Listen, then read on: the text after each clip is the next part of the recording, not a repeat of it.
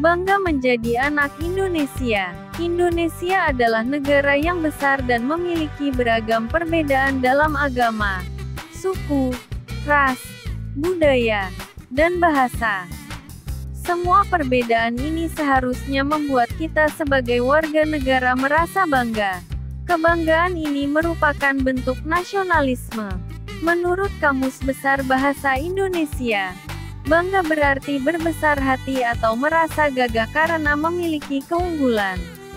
Kebanggaan sebagai bangsa dan bertanah air Indonesia dapat diwujudkan dalam bentuk perasaan besar hati atau bahagia menjadi bagian dari Indonesia. A. Unsur intrinsik cerita.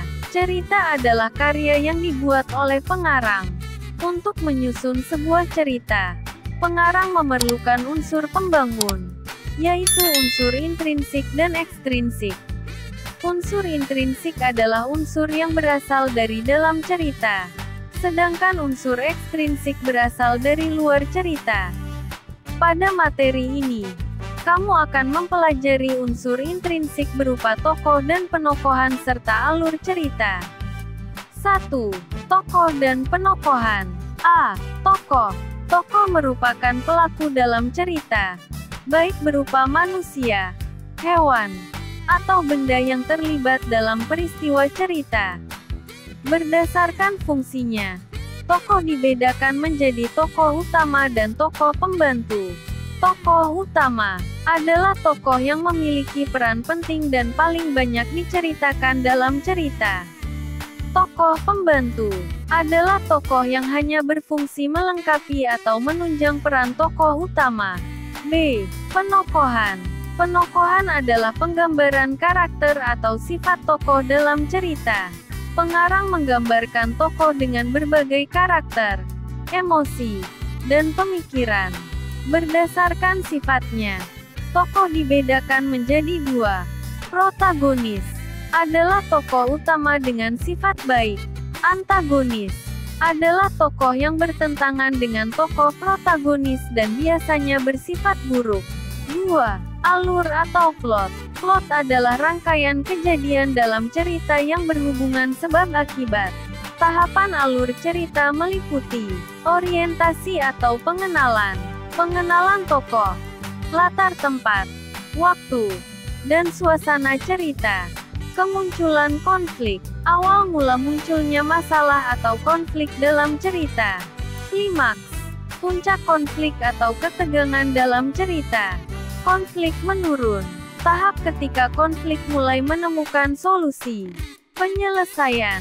Tahap akhir di mana masalah dalam cerita terselesaikan. B. Mengisi formulir. Formulir adalah lembaran kertas berisi pertanyaan yang harus diisi dengan data diri. Formulir digunakan untuk tujuan resmi, seperti pendaftaran atau pemesanan. Formulir terdiri dari 3 bagian. Bagian kepala, berisi keterangan lembaga yang membuat formulir, seperti nama, alamat, logo, dan kontak lembaga. Bagian tubuh, berisi data yang harus diisi dengan lengkap, seperti nama, alamat, tempat dan tanggal lahir. Bagian ekor, berisi tempat, tanggal pengisian, nama lengkap, dan tanda tangan pengisi formulir. C. Surat resmi dan surat pribadi. Surat adalah alat komunikasi yang digunakan untuk bertukar pesan. Berdasarkan tujuannya, surat dibedakan menjadi surat resmi dan surat pribadi. 1. Memahami informasi pokok dalam surat resmi. Surat resmi adalah surat yang dikeluarkan oleh lembaga, instansi, atau kantor pemerintah. Surat ini umumnya berisi informasi kedinasan, seperti pengumuman atau pemberitahuan. Surat resmi menggunakan bahasa baku yang singkat dan lugas.